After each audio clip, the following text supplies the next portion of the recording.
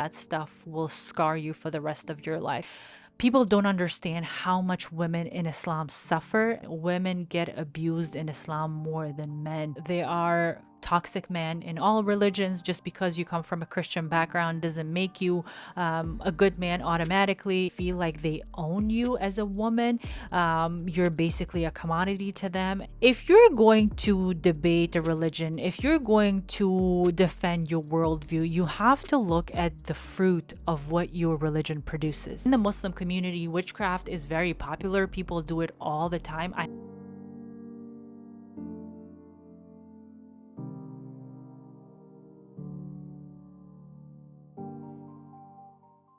Hi, friends, welcome back. Thank you so much for being here. If this is the first time you're seeing me, hi, my name is Fariza. I'm an ex Muslim Christian, and on this channel, I talk about faith, identity, what it means to be a true follower of Christ, and how we can grow deeper in our faith in Christ. And today, I will be talking about the wizard Liz and how her story inspired me to make this video. Let's get into it. All right, for those of you who don't know who the wizard Liz is, she is a popular influencer here online. She makes self help, self development content. She helps women to be financially independent. She gives a lot of advice to women how they need to be financially savvy. She also gives a lot of relationship advice. She kind of encourages women to pick the right partner in their lives. And recently, I guess she has come under a lot of scrutiny because she ended up in a relationship with a man who basically abused her, who used her, and it was like a whole story. There were a lot of people who tried to cancel her because, they were accusing her that she was not practicing what she was preaching, but they didn't know the full extent of the story and how this man basically, lied who he was for an entire year. And it's like a long story. The purpose of this video is not me gossiping about her life and trying to get into that story. You can, do it on your own. You can research it online. The reason why I'm making this video is to talk about her upbringing, her Muslim upbringing, which I didn't know that she came from a Muslim background. That's why I'm making this video. I listened to one of her podcast interviews that she did recently on AB Talks with Anas Bukhash. I think that's how you pronounce his name. A wonderful interview. It's almost 3 hours, but I watched the whole thing. If you want to watch it, I will link it down below for you so you can check it out for yourself. Basically, in that interview, Liz shared her story and where she comes from. She talked a lot about her Muslim dad, her upbringing, her childhood, and there were so many things that she shared in that video that I truly resonated with. And I'm so grateful that she is able to speak so openly and honestly about what it is like to be born and raised into a Muslim household, what her Muslim dad was like, and how religion played a huge role in her basically being abused. And I am so grateful that she's being honest about it, even though she is not an ex Muslim. I think she still identifies as a Muslim. I'm not sure what her religious background is, but I am so grateful that in the video, when the host kind of challenged her and asked her, well, maybe it's not because, of the religion why your dad was this way, but it's because of the culture. But she was very honest and she said, no, religion plays a huge role in shaping culture. And I believe that wholeheartedly. And I've told you guys, Islam is not just a religion, it's a way of life. So let's talk briefly about Liz's background. Liz's real name is Liza Jabrailova, and she is originally from Chechnya or Chechnya, if you want to say it in an American accent. She was born there, and I believe when she was 4 or 3 years old, her entire family immigrated to Belgium and she was raised there. So, for those of you who don't know where Chechnya is one of the republics within the Russian Federation, and it is located in the North Caucasus. There are a bunch of other republics that are part of that region, like Dagestan and Ingushetia. I'm pretty sure you've heard of Dagestan because of, a famous UFC fighter, Khabib Nurmagomedov. He is from there. So, these small republics are part of the Russian Federation, and they have been historically Muslim. So these countries are very conservative. They're predominantly Muslim. Women, most of them veil. They don't wear the full niqab or the full abaya. They just, cover their head. They just wear a hijab. But these countries are historically have been, Muslim. And Chechnya is one of them. And I believe that Chechnya is actually one of the most conservative republics within these, republics, Muslim republics within Russia. For someone who lived in Russia, obviously I have interacted with people from the Caucasus region, and there are a lot of them who live in Moscow. And honestly, when I would meet, especially people from Chechnya, I would be a little bit intimidated by them, especially the men. They tend to be very strict and very conservative, and I didn't honestly have a lot of positive things to to say about them because, in my mind, when I meet fundamental Muslim men, Sunni men, I just know how they are and how they treat women. So I don't necessarily have a lot of positive things to say about them. And Liz's story is a proof because her dad was an abusive man, and she goes into details about, what her dad did to her mom and to her siblings growing up. Obviously, this man struggled with a lot of mental health issues, which is very common, by the way, in a Muslim household for a dad to be abusive. Again, you can disagree with me if you're Muslim watching this. Honestly, it's my opinion, and I have seen this happen over and over again. And honestly, I get really frustrated when Muslims tell me that, oh, it is culture, it's their culture, it's not the religion. It is the religion, because in Islam you are permitted to hit a woman. Your example is Muhammad, and a lot of Muslims are following in his footsteps. They look at his life, they read about his life, they see what he did, and they are basically emulating who he was as a human being. Again, you have to remember that Muhammad was a warlord. He was a political leader, not just a religious leader. Islam is not just a spiritual religion. It's political, it's militaristic, and it is in many ways misogynistic, and it caters to men, and women in that religion are not treated properly. And you can see that within Muslim households.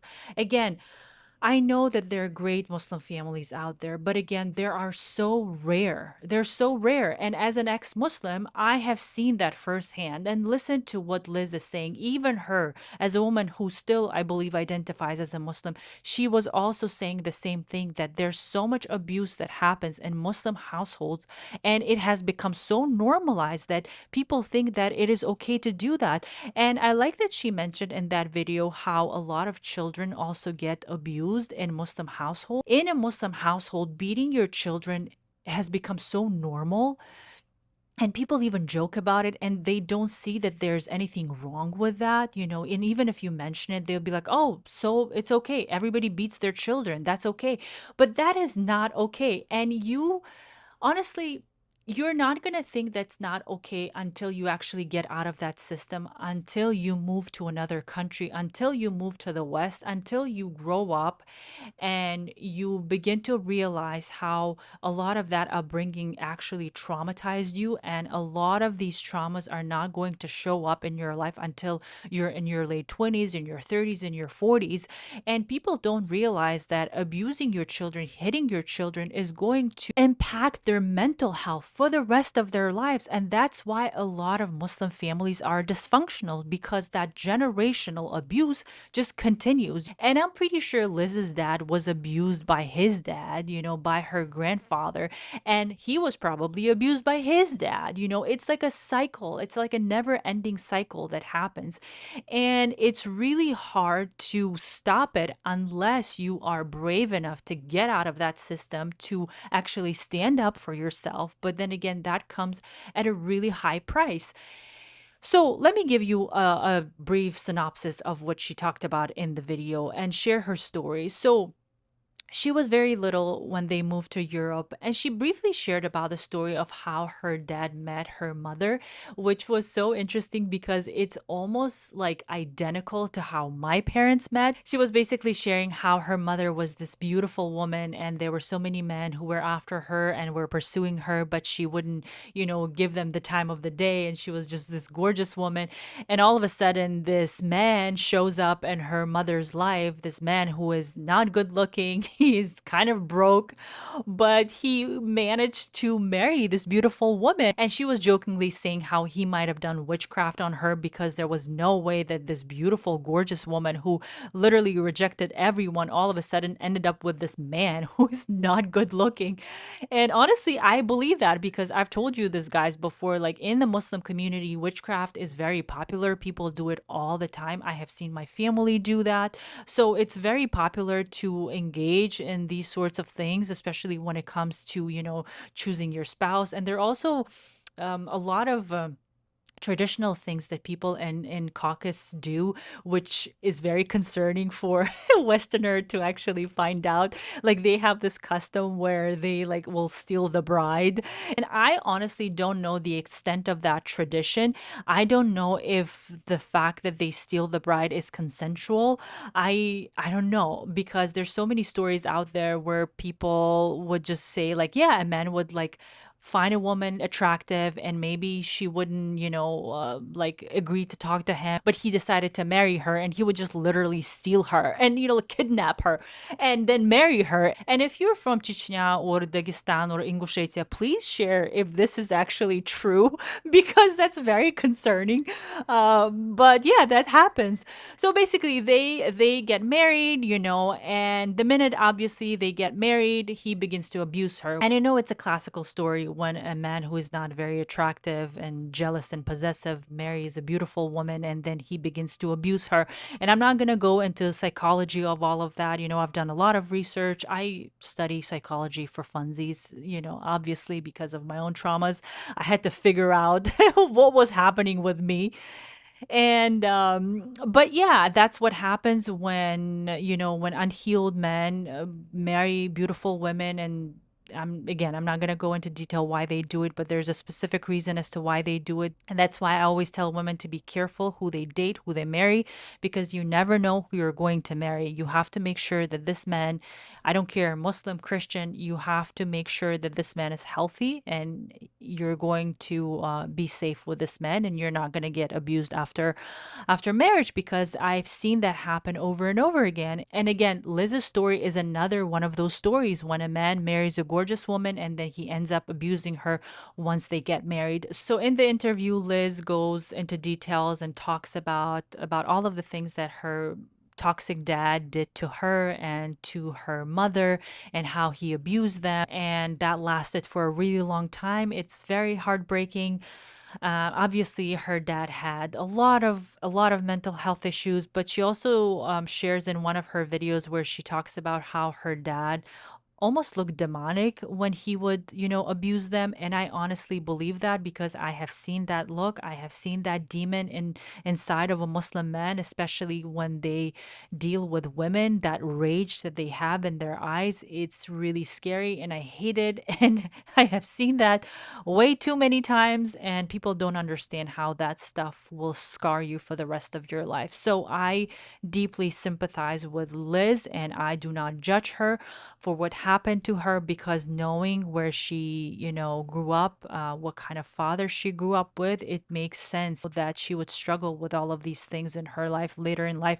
But even the fact that she is so strong and she was able to survive, props to her. I am just so in awe of how she was able, to turn that brokenness, that trauma into strength. So basically, when she was 19, her dad got a second wife, and her mom basically said that, she wouldn't, deal with that, and she divorced him. And this is where they were finally free from that abusive dad, because he was able to focus on the other family and kind of leave this family alone. And I believe Liz has five siblings, and she also has a brother who is disabled. And she shared this heartbreaking story of how her dad abused her disabled brother because he couldn't recite this one surah from the Quran, which was so terrible to hear. But again, that's a lot of Muslim men for you. And again, if you want to disagree with me, I don't know what to tell you. I am sharing my own personal experience of what I've seen, because there's so many people out there who romanticize Islam and they don't talk about the reality, and they need to hear the stories of people who come from those backgrounds are true stories. especially as women, people don't understand how much women in Islam suffer and the abuse that we endure on a daily basis. Even if you don't live in a Muslim country anymore, online you get harassed by Muslim men all the time. You get threatened by Muslim men all the time, you know? So it's like it never ends. That abuse never ends. And I do not want to hear another Muslim tell me that Islam is a religion of peace, because it is not. So when Liz turned 19 years old, she was finally able to break free from that man, and she was able to gain her freedom and start working and just living her life and being free. She shared this one thing where she talked about how growing up her dad would always talk about honor, and how he would always say that if you somehow disrespect me, if you act certain way, if you bring dishonor into my name, I'm going to unalive you. And he would always say that I am going to unalive you. And imagine growing up and hearing that from your dad. But when she said that, I was like, I know that that happens all the time. Honor killing is a thing in a Muslim society. It happens all the time. And people don't understand that there are women who are losing their lives because they maybe chose to date a non Muslim. Maybe they chose to take off their hijab. Maybe they chose to leave Islam. It happens all the time. And unfortunately, it happens to women. Women get abused in Islam more than men. And I am so grateful that Liz points that out in her videos all the time. And I am so glad that she's using her platform to help women. And that is the goal in her life, to help more women. That's actually one of the goals in my life.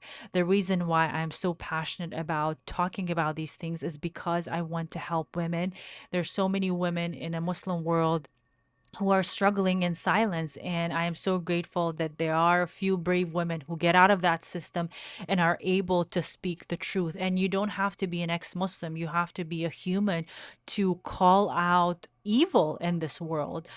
So I am just so grateful that Liz was able to talk about this openly, about her abusive dad, who is obviously a psychopath, a narcissist. And the sad thing about being raised and abused by a narcissistic father is that that is going to scar you for life. And unfortunately, a lot of women end up attracting men just like their fathers.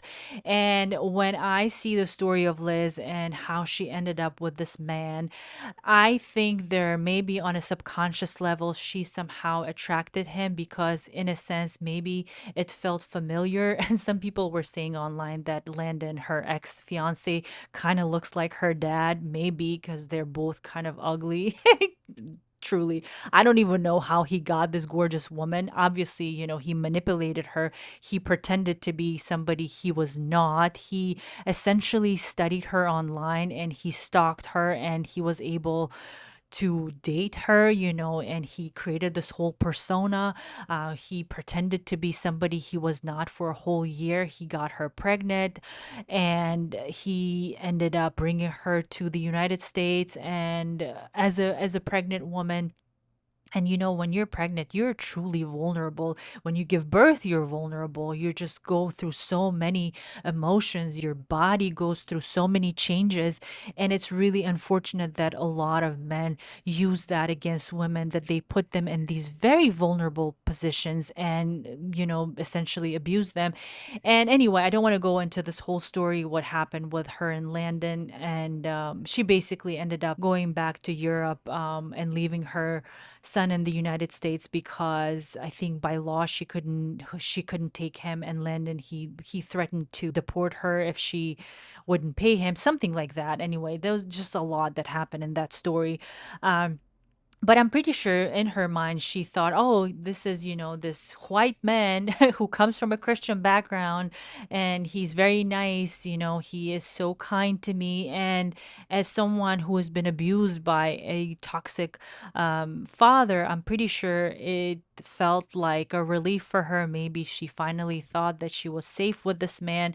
And again, I just want to point out there are toxic men in all religions. Just because you come from a Christian background doesn't make you a good man automatically. And I'm pretty sure Liz learned it the hard way. But I understand her thinking, and I understand why she would go for someone like him, because once you've been, abused by men from your own culture, you kind of tend to gravitate towards other men. And I'm not gonna lie, there are a lot of Christian men out there who are incredible human beings. Not all of them, they're very rare, but those who truly love God, who serve Him, they do treat women well. But again, it's a lesson that we all have to learn. Just because someone comes from Western country and comes from a Christian background doesn't make him a good man. Again, I'm sharing this video just to tell you the truth of what it's like to be raised in a Muslim household.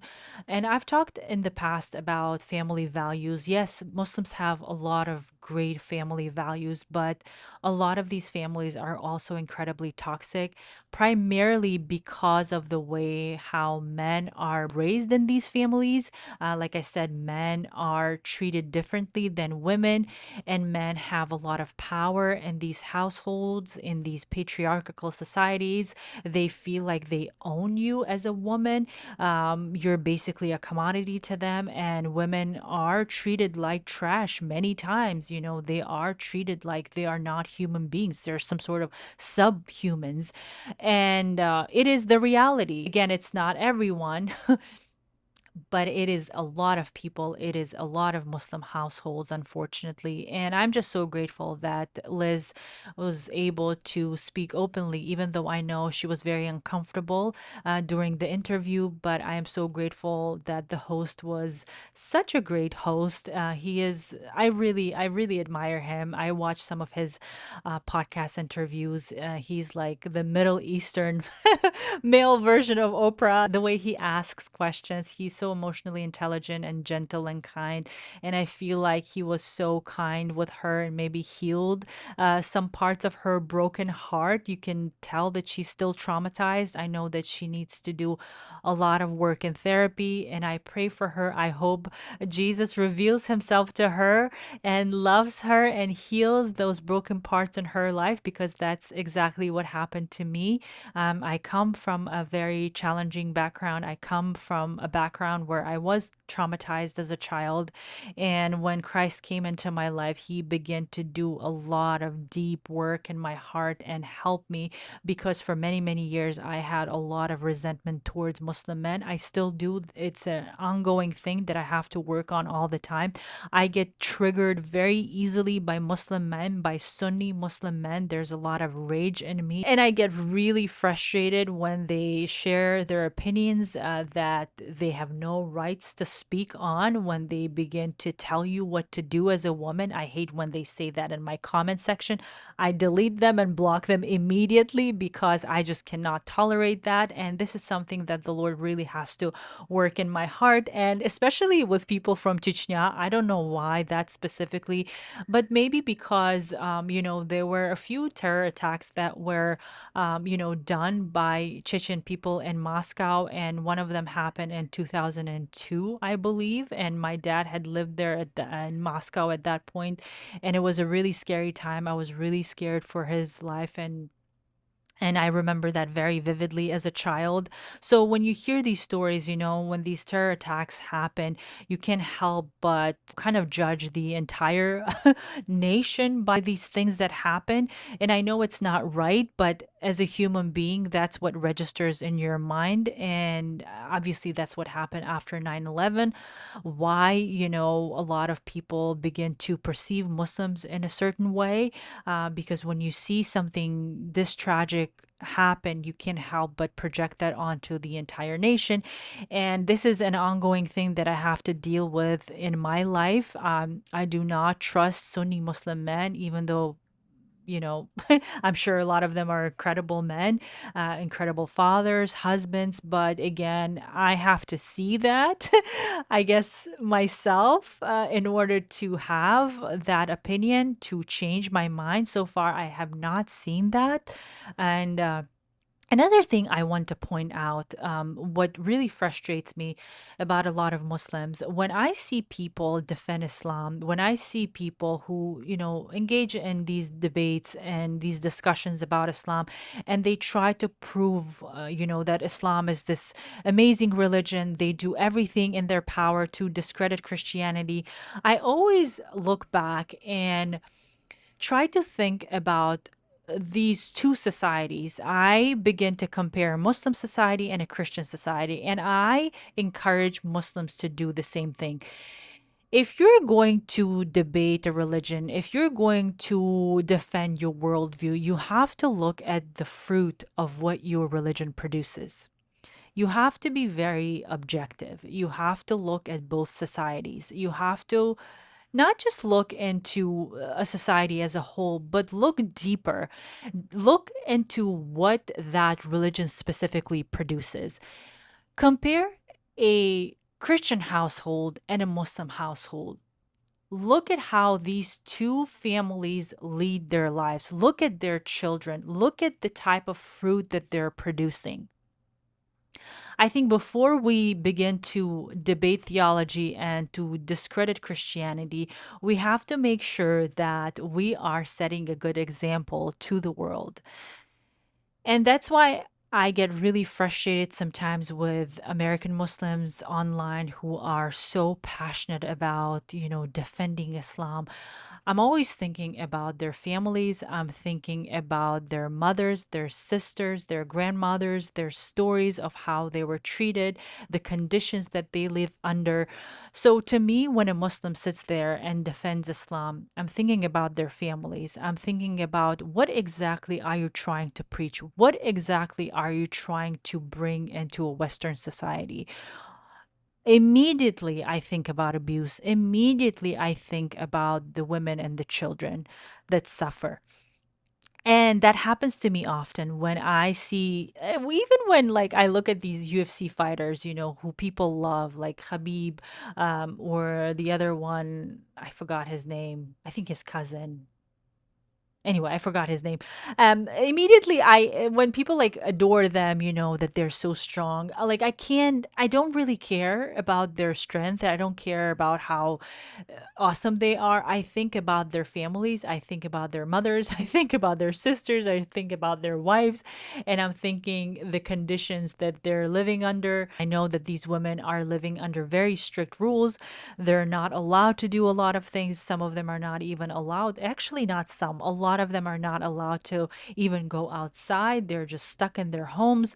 So I have this perception, I have this belief, this resentment, this anger in my heart towards these people. Obviously, this is something that God needs to work out in my heart.